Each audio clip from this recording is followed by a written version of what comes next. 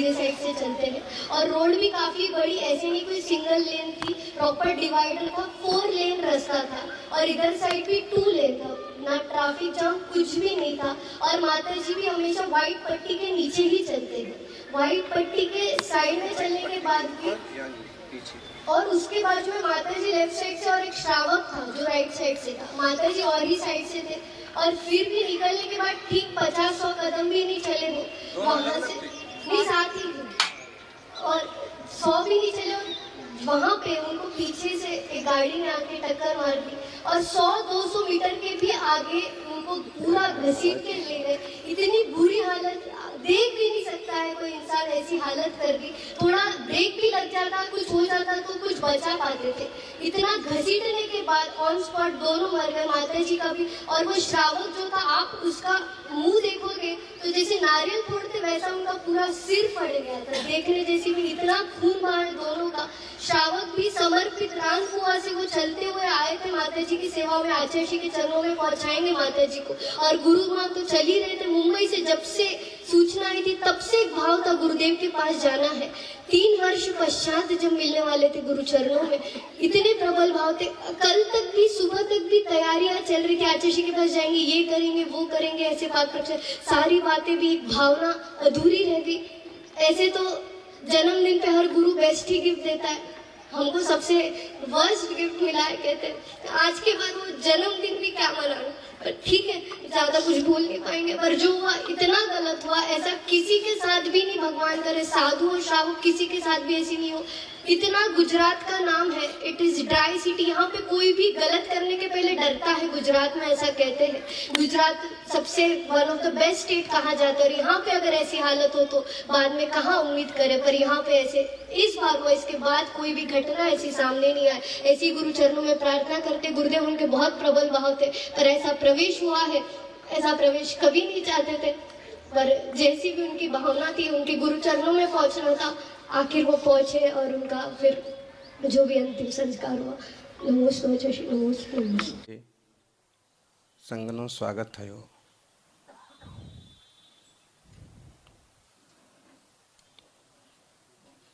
तो धिक्कारवा युग है।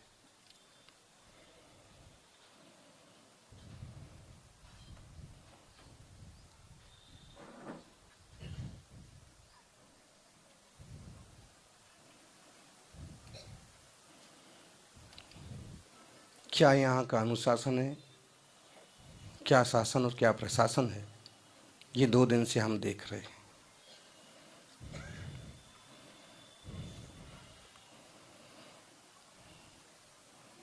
संघ की वरिष्ठ माताजी आर्यिका सुश्रुतमती माता,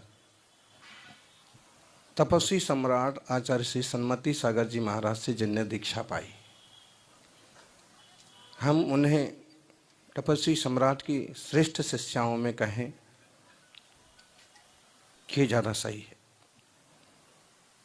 श्रुत पंचमी 2010, यूँ समझिए युवा शादियों में उनकी अंतिम एक दीक्षा हुई। उदगांव कुंजमन के पास उमलवाड़ सांगली जिला, हम भी उपस्थित थे। और 25-26 वर्ष की जितनी छोटी वय,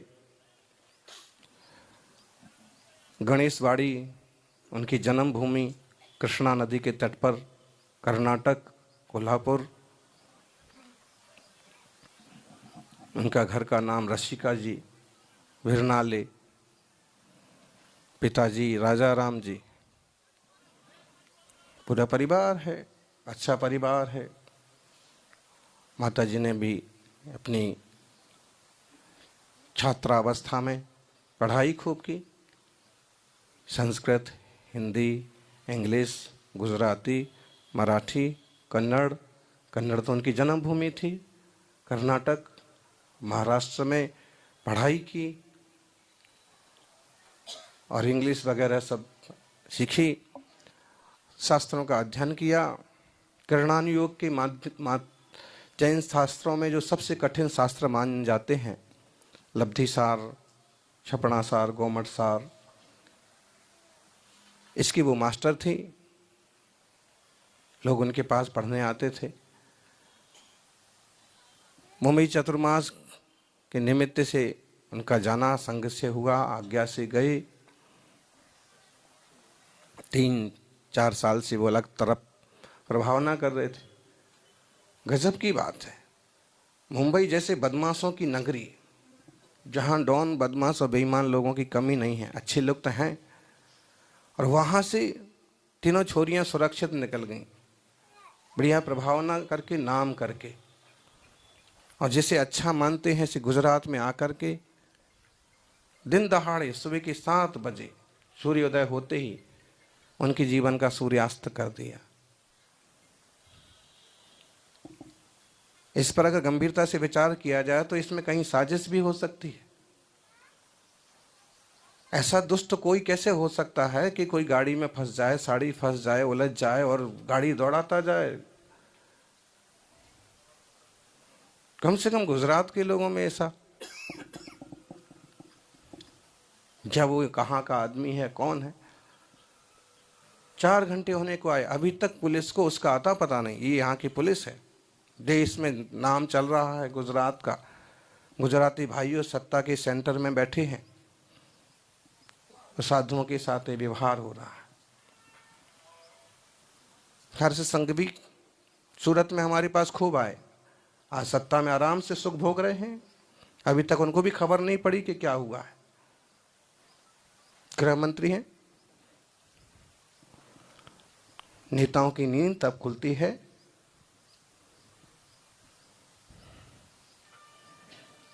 खैर, पंच कल्याण प्रतिष्ठा के निमित्त से दाहोद की तरफ संघ का आना हो रहा है, लेकिन इतना बुरा होगा। 2-3 दिन से अंदेशा लग रहा था। संघ में हमने छोटे छोटे संदेश भी दिए कि कैसे चलें, क्या करें, लेकिन ऐसी ही दुर्घटना घटेगी और ऐसा होगा।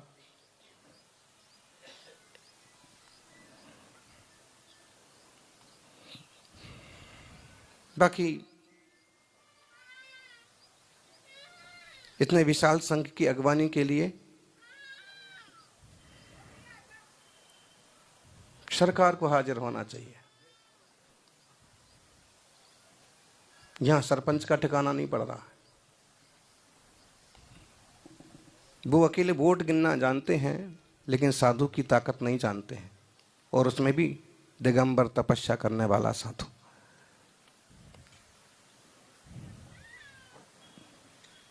तो भाई वोट भी अपनी जगह गिनो, अल्पसंख्यक हों, कम हों, उनका विशेष संरक्षण और विशेष ध्यान सरकारों को, शासन प्रशासन को रखना चाहिए।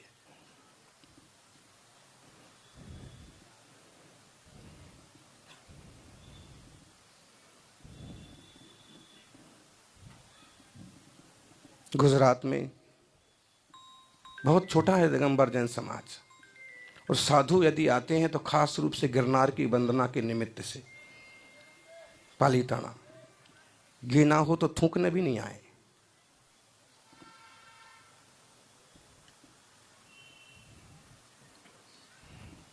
हजारों वर्ष पुराने जो यहाँ बसे हुए हैं जैन लोग, वो अपनी शांति सहजता के लिए फेमस है।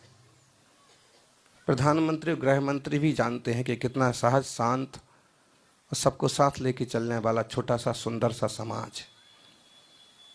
लेकिन ऐसी दुर्घटनाएं जब घटती हैं तो ऐसे ही लगता है कहीं कोई साजिश तो नहीं है, कहीं कोई सबक सिखाने की चेष्टा तो नहीं है। जो भी है दुनिया है, लेकिन जिनसे हम बड़ी उम्मीद कर रहे थे, आज भी छोटे छोटे आरिकाएँ, पढ़े लिखे अच्छे घरानों की यहाँ तपस्या में उपस्थित हैं।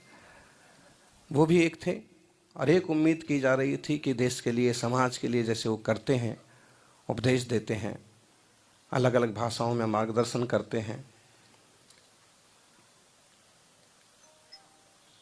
आम जन समुदाय के बीच में जाकर के व्यसन मुक्ति का रास्ता दिखाते हैं, तो ऐसे लोगों का बने रहना बहुत जरूरी है। व्यसनों की दीमक समाज को बुरी तरह से लग रही है और ऐसे में सत्य का रास्ता दिखाने वाले संतों का डटे रहना और बने रहना बहुत ज़रूरी है। सत्ताएं आती जाती और बदल जाती हैं, लेकिन सत्य हमेशा एक होता है जिसे संत लेकर के चलते हैं। हम बहुत सहज शांत और मीठा ही बोलते हैं, लेकिन जब कोई ऐसी घटना बन जाती है तो मन कड़वाहट से भर जाता है। अच्छे खासे चलते फिरते सुंदर समझदार बुद्धिमान ऐसे आर्यका माता जी का अकस्मात चले जाना, उनने इन दीदियों को, ऋतुजा जी को अमेरिका प्रवचन के लिए भी भेजा था। बड़ी भावना थी कि हम अपने देश के लिए, अपने समाज धर्म के लिए कुछ करेंगे, गुरु के लिए कुछ करेंगे, लेकिन इतना कम उनका जीवन होगा। ये अकस्मात जो घटना घटती है ना, ये सहन नहीं होता। 70, 80, 90 के कोई चले जाएं जैसे तो उतना नहीं अखरता है, लेकिन किसने देखा कि क्या होगा। अन्नी अन्नी ही भूतानी गच्छन्ति शिव मंदिरम,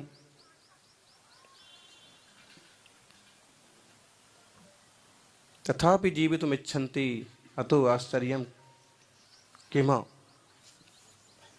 यक्ष ने युधिष्ठिर से प्रश्न किया, आश्चर्य क्या है? उन्होंने कहा कि रोज रोज मरते हैं लोग और फिर भी लोग जीने के लिए निरंतर तैयारी करते रहते हैं। ये आश्चर्य की बात है। वैराग्य की तरफ से देखते हैं तो ये हमें बात अच्छी लगती है। हम गीता और समय सार के सूत्रों को भी समझते हैं, लेकिन ये भी सत्य है कि जब इस तरह की दुर्घटना से कोई जाता है तो बिल्कुल गले नहीं उतरता है, जैसे जानबूझ के टारगेट किया गया। विधायक जी उपस्थित हैं, पूरे समाज उपस्थित है, मिठिया उपस्थित है। विचार कीजिए, हंसी खुशी प्रसन्नता से आनंद उल्लास से पूरा संघ बढ़ रहा हो, पूरा परिवार इकट्ठा हो रहा हो, और उसमें कोई प्यारा सा वरिष्ठ सा सदस्य, होनहार सा बच्चा तो चला जाए तो कैसा लगता है।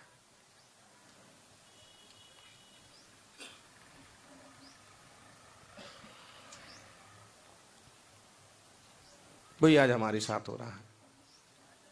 बाप के सामने बेटा मरे, बेटी मरे तो कैसा लगता है। साधु बैरागी जरूर होते हैं, लेकिन उनका अपना वात्सल्य होता है, अपनत्व होता है। वो चीटे को भी तकलीफ नहीं देते हैं। फिर उनसे निकट जो जुड़ें और जो साधना और तपस्या करें, जो देश और समाज के लिए, संस्कृति के लिए निरंतर जीते रहें, उनके लिए कितना प्यार होगा गुरुजनों के हृदय में। महाव्रतों की आराधना, भारतीय तत्व की साधना, बहुत कहने जैसा अभी कुछ बचा नहीं है। फिर भी 1000 किलोमीटर जितना चल करके वो आ गए, बम्बई से निकल गए, कंदोई में निपट गए। गजब की बात है।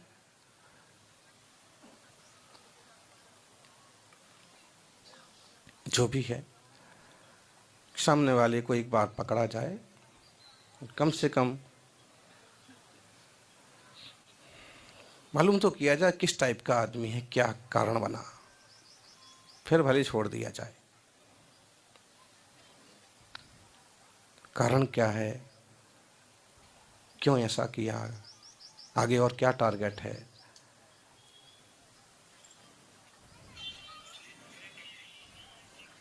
भले छोड़ दो, उसके भी बाल बच्चे होंगे, लेकिन इस तरह की दुर्घटनाएं, अच्छे मुस्कुराते चेहरे वाले साधुओं को आप देख रहे, सब मुरझाए हुए। इंसान आखिर इंसान है, बैरागी हुआ तो क्या हुआ। और तब जब कोई धर्मात्मा गुजरे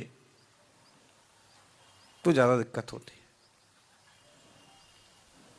कल सब साधुओं ने 11 बजे चर्या की थी, अभी तक किसी के मुंह में पानी नहीं गया है।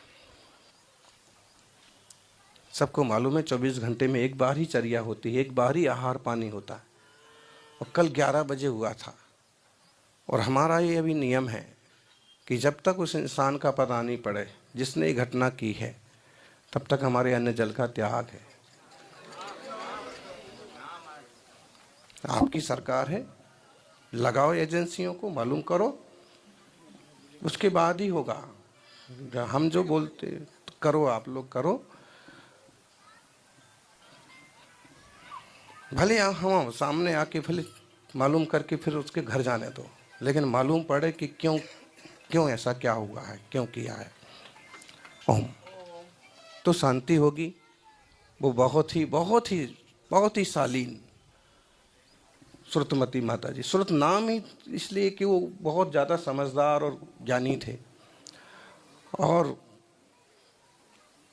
उनको तो शांति होगी क्योंकि भी हमारे साधु कभी भी चलते हैं तो फिजूल की बातें नहीं करते हैं। या तो जाप करते हैं, या भगवान का नाम लेंगे, या भगवान के भजन और पाठ और संस्कृत के स्तोत्र करते हैं। दूसरा, ईरिया समिति का पालन करते करते चलना अपने आप में ही एक विवेक है। और उसमें ऐसी घटना घट जाए तो वो भी समाधि मरण है। हमें मालूम है कि अभी कई पंडितों के मुंह खुल जाएंगे कि ऐसा हो गया, वैसा हो गया, समाधि नहीं हुई, ये नहीं हुआ। साधुओं की सेवा करना सीखो, निंदा करना नहीं। तो वो तो अपने जाप और पाठ करते करते चल रहे थे, अपने सही ढंग से चल रहे थे, लेकिन कैसे टारगेट किया और किसने किया, ये सरकार की एजेंसियों की खोजने का विषय है। उनकी आत्मा तो यूं ही शांत थी, खूब बड़े मन से, खूब उत्साह से गुरु और गुरु संघ के दर्शन को दौड़ रहे थे। थोड़े समय में मुंबई से यहाँ तक हमने एक बार इशारा भी किया था, आपकी मुंबई में अच्छी प्रभावना चल रही है, लोग आपको निमंत्रित कर करके लेके जा रहे हैं और प्रभावना करा रहे हैं, धर्म सीख रहे हैं, आप मुंबई जल्दी मत छोड़िए। नहीं, आपके दर्शन करना। बड़ी मुश्किल में हमने यहाँ कहा था, शायद हमारे मुंह से हाँ नहीं निकल रही थी, हो सकता है उसमें कुछ कारण रहा हो, लेकिन जो भी है आज हम सबके सामने है। उनकी आत्मा को शांति हो, इसके लिए सब 9 बार नमोकार का जाप, 2 मिनट का मौन रखेंगे। ओम।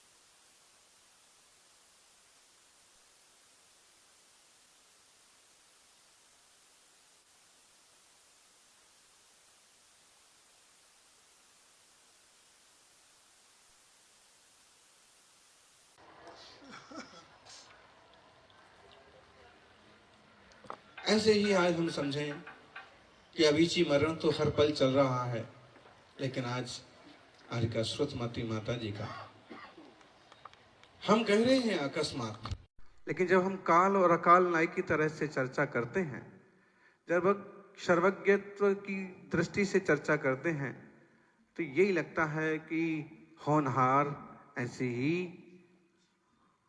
रही होगी। अलंग सत्य भवितव्यते यम, और ये मान करके हमें संतोष करने में सहूलियत भी होती है। कुछ चीजें ऐसी होती हैं कि हमारे हाथ में नहीं होती हैं। मान लीजिए कभी किसी कर्म का विपाक है, तीव्र मोह का विपाक है, तीव्र क्रोध का विपाक है, आयुष्य के निषेकों के खिरने का तीव्र उदय है, और फिर और निमित्त और मिल जाएं, ध्रुव क्षेत्र काल और उल्टा मिल जाए, तो वो घटनाएं घट जाती हैं। मुनिवरों ने आपको बहुत अच्छा मार्गदर्शन किया, मुनिवर प्रणोद सागर जी ने भी, और अध्यात्म के धनी शुभम सागर जी ने भी। अब सुर सागर जी कह रहे थे कि एक घटना रह गई। दोनों के अंतराय थे साधु जीवन में। मुनि आरिका भाई बहन की तरह, पिता पुत्र की तरह, पुत्री की तरह, और चतुर्वेद संग ऐसा आनंद से रहता है और ऐसे वीतराग भावपूर्वक वो परस्पर वात्सल्य भी है, सहयोग भी है, लेकिन वीतरागता भी बढ़ती रहती है, बनी रहती है। तो एक सार आहार हुआ, उनका खुद का अंतराय था आर्यका माता जी का, और छुल्लक जी को, सुश्रुत सागर जी को पहले उन्होंने पास में बैठ करके, कुछ भी कहो स्त्री पर्याय में वो आर्यका भी बन जाए तो भी उनकी मातृ जो बुद्धि है वो खत्म नहीं होती है। मां बनने की भावना जो है, कोई भी साधु हैं, छोटे बड़े साधु हैं। और ऐसे ही देखिएगा, शहर में कोई मुनिराज आ जाएं तो श्रावक भले पीछे रह जाएं, लेकिन कुछ श्राविकाएं आगे से आगे आ जाती हैं कि नहीं हम करते हैं, हम करते हैं। तो निश्चित रूप से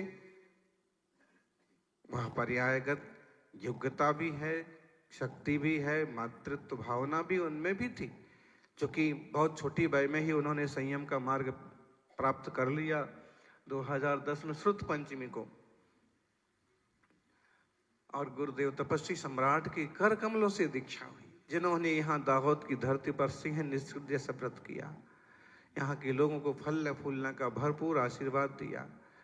यहाँ के लोग सौभाग्यशाली हैं जिन्हें तपस्वी सम्राट का इतना कठिन तप देखने को मौका मिला। आचार्य पुष्पदंत सागर जी, फिर तरुण सागर जी, फिर उसके बाद अनेक साधकों का लाभ लेने का अवसर मिला। और फिर सुदृढ़ सुस्वरमती माता जी का भी चतुर्मास कराया, फिर प्रणोद सागर जी का भी, आचार्य श्री विशुद्ध सागर जी के रत्न हैं। निश्चित रूप से यह विशाल श्रमण परंपरा अद्भुत है, जहाँ तक आज की बात है। और फिर उसमें ये प्रसंग जो लिया, गुरुदेव को पांव में घाव हो गया था, फिर भी हिलने का कोई काम नहीं। और तब हमने समय सार की गाथा का उल्लेख किया था, छिज्जदुवा भिज्जदुवा निज्जदुवा अहो जादु विप्पलयम जम्मा तम्मा गच्छादु तम्मा ना परिक हो मच्छम। बोले छिद जाए, भिद जाए, टूट जाए, कोई ले जाए, सूख जाए, इस देह रूपी परिग्रह का कुछ भी हो जाए तो भी ये पर परिग्रह मेरा कुछ भी नहीं है। और ऐसा समय सार का अभ्यास पूरे संघ को कराया था, उसमें श्रुतमती माता जी भी थी, लेकिन उनकी और खास मास्टरी कर्णानुयोग में भी थी, जिसके लिए विद्वान लोग भी किताबें एक तरफ रख देते कि भाई अपना बस का काम नहीं है। ऐसी प्रज्ञावान साधिका कि शायद इस पंच कल्याणक में कोई बहुत खतरनाक विघ्न आने वाला था, जो उस जीव के ऊपर आ गया, उस जीव ने झेल लिया, और समझ लो जैसे अपना बलिदान दे करके इस प्रभावना की मार्ग को प्रशस्त कर दिया। दुनिया में कुछ भी होता है, कोई भी घटनाएं बनती हैं, हमें अभी भी आगे भी बहुत विवेक से और सावधानी से प्रत्येक प्रवृत्ति करना है। और तीर्थंकर शांतिनाथ स्वामी का ये मंगलकारी शांतिकारी उत्सव सोल्लास संपन्न हो, इस तरह का उद्यम करना है।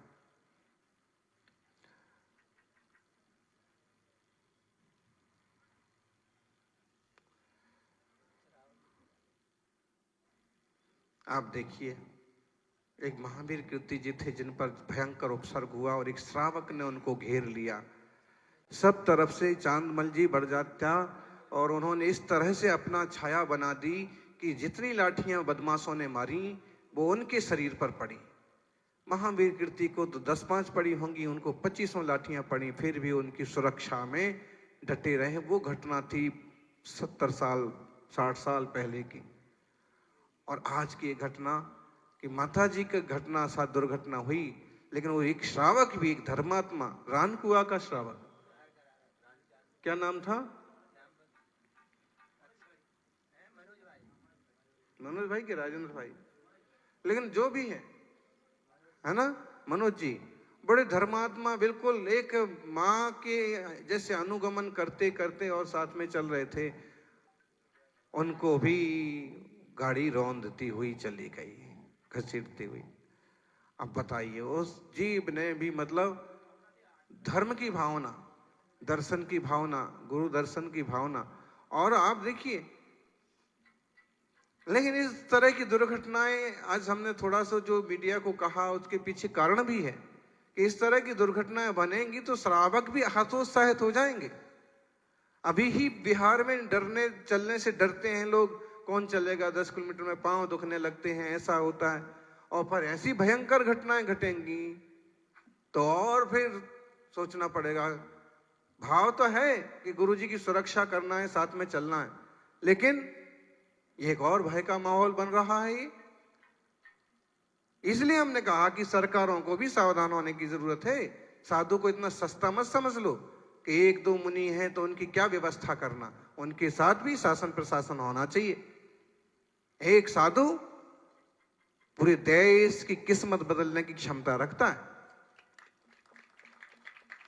एक तपस्वी सम्राट में वो तपस्या किया कि जहां जहां गए, आज वहां देखिए बंजर जमीन में भी फूल खिले हुए हैं, गरीब आदमी भी अमीर होगा। एक तरुण सागर, जहां जहां गए लाखों जनता का जीवन बदला।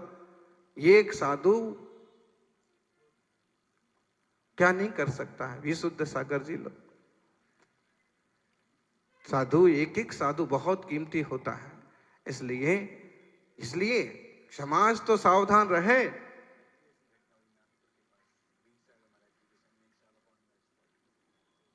मुझे लगता है कि इसकी पीछे जो भी है अकस्मात है। हम सब सर्वज्ञ की श्रद्धा करने वाले लोग भी हैं, वीतराग अध्यात्म को मानने और जीने वाले लोग भी हैं, लेकिन इसके पीछे साजिश क्या है?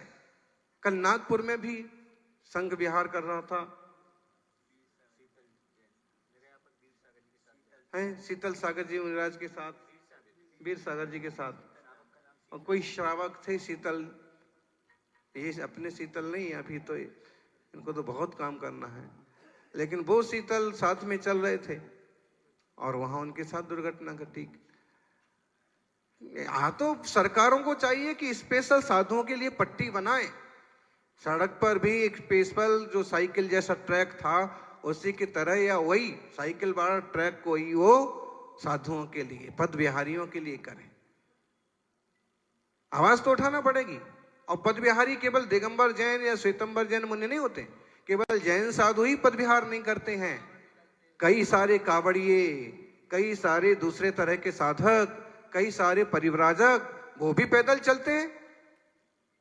हमारे देश में आज मुनिराज कम होंगे, लेकिन पैदल चलने वाले 10 करोड़ से भी ज्यादा मिलेंगे आपको।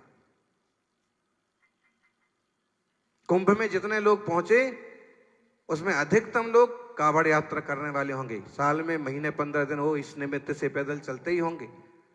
सरकारों को चाहिए फिर कि इस तरह से एक लाइन स्पेशल बनाई जाए, होना चाहिए। कानून मंत्री आए थे दिल्ली में, अर्जुन मेघवाल, उनको कहा तो बोले नितिन गडकरी जी को हम इस बात को बताते हैं। नेता तो नेता हैं, कितना याद रखते हैं, कितना करते हैं, लेकिन फिर भी जो लोग बैठे हैं सत्ता में और जिनकी धर्म भावना है कि ऐसे कुछ काम करें, ये भी जरूरी काम है। कि साधु संत अगर पैदल चल रहे हैं, कावड़िए कावड़ लेके पैदल जा रहे हैं, कोई पद यात्रा कर रहे हैं देवी की या रामदेवरा की, पावागढ़ की, पावागढ़ भी बहुत बड़ा तीर्थ है, अनेक मुनि मोक्ष गए हैं, साथ साथ मंदिर भी हैं। देवी जी का तो देश भर में नाम है ही। लगने को बुरी लगती है बात, लेकिन उत्तर तरफ के साधु जो भी गुजरात में आते हैं, खासकर उनका लक्ष्य क्या होता है? गिरनार, शत्रुंजय, पावागढ़, इनकी यात्रा करना। और अगर यही यात्रा के नहीं चांस रहेंगे, यही दर्शन ठीक से ना होंगे और आने जाने में घटनाएं घटेंगी,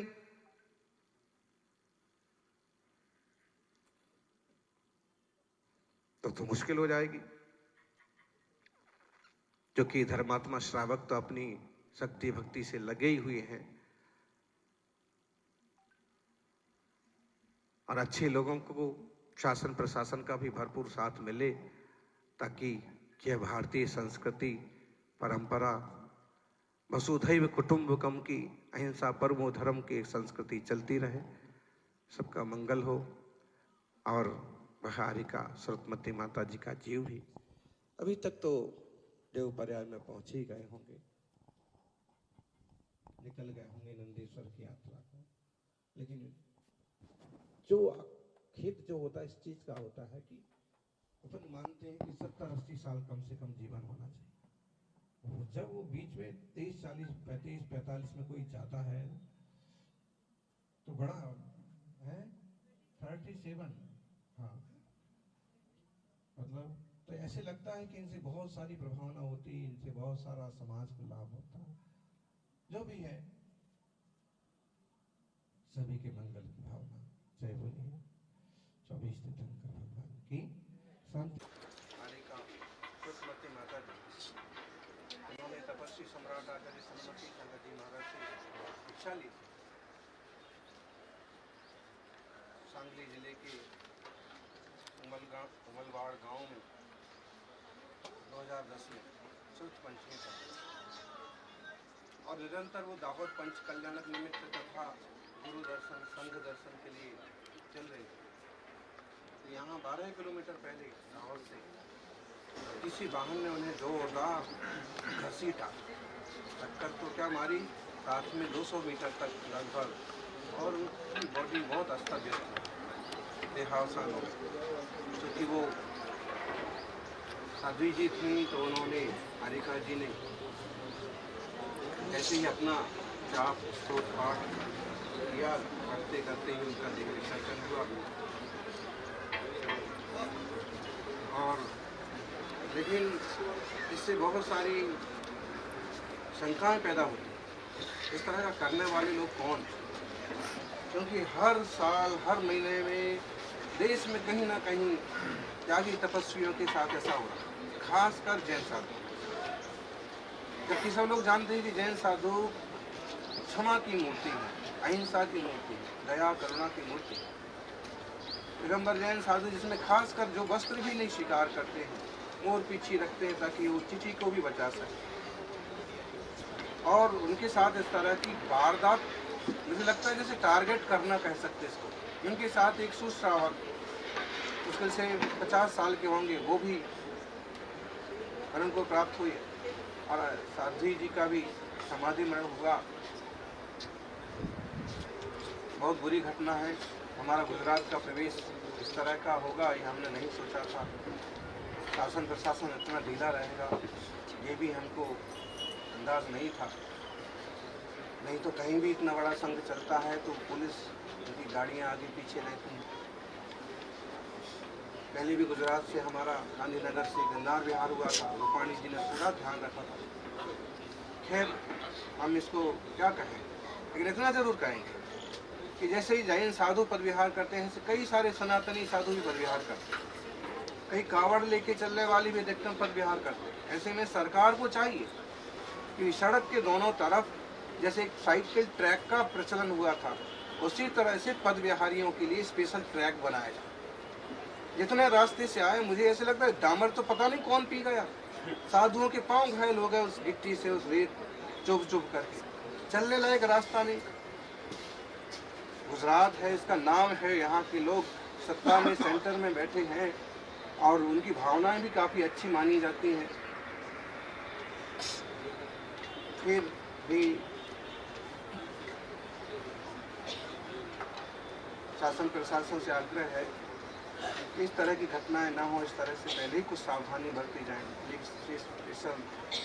स्पेशल रास्ता तैयार हो साधुजनों के लिए, खासकर जिस तरफ से विशेष रूप से आते जाते हैं, तीर्थ हैं जहाँ से कावड़िए गुजरते हैं, कुछ इस टाइप के प्रबंध हों, ऐसी घटनाएं ना घटें। देश कीमती होता है, एक साधु जीवन पूरे देश की तकदीर बदलने की हिम्मत रखता है। एक साधु हजारों लोगों का निर्व्यसन कर देता है, व्यसन मुक्ति का रास्ता दिखाता है। मुझे कभी कभी ऐसे डाउट होता है कि ऐसा तो नहीं कि कुछ किसी लाभी को हम लोगों से शिकायत हो कि मांस का त्याग क्यों करा रहे, हमारी बूचड़खाने बंद हो जाएंगे। ऐसा तो नहीं कि किसी शराब के कारोबारियों को शिकायत हो, और ऐसा तो नहीं कि गुटखे और तंबाकू वाली कंपनियों को शिकायत हो। शिकायत तो हो ही जाती है। बड़े लेवल पर बड़े संत जब बोलते हैं और जब प्रवचन सुनते हैं, लाखों लोग व्यसन छोड़ते हैं, तो ये हमारा डाउट है। लेकिन फिर भी आग्रह है कि संत देश की संपत्ति, चल संपत्ति, इसकी संभाल करना सिर्फ समाज का नहीं, शासन और प्रशासन का भी कर्तव्य है। इसके बारे में सरकारें भी ध्यान दें। हम हर का हिसाब किताब उठा के देखें तो आपको कम से कम 10 किस्से ऐसे मिलेंगे, और गुजरात के कम से कम 6-7। गुजरात में कुछ ज़्यादा ही होता है क्या, इतना तो हमको नहीं मालूम है। फिर भी एक कल नागपुर के पास भी घटना हुई, एक घटना यहाँ हुई, तो उद्देश्य पूर्वक तो कहीं ऐसा नहीं हो रहा। एक तरफ हम तपस्वी सम्राट आचार्य सन्मति सागर जी, आचार्य विद्यासागर जी जैसे संतों को श्रद्धांजलि दे रहे हैं, दूसरी तरफ इस तरह की बातें सामने आ रही हैं देश के लिए और समाज के लिए। दुखद है, क्योंकि साधु तो समता स्वभाव वाले होते हैं, सुख दुख में शांत रहते हैं,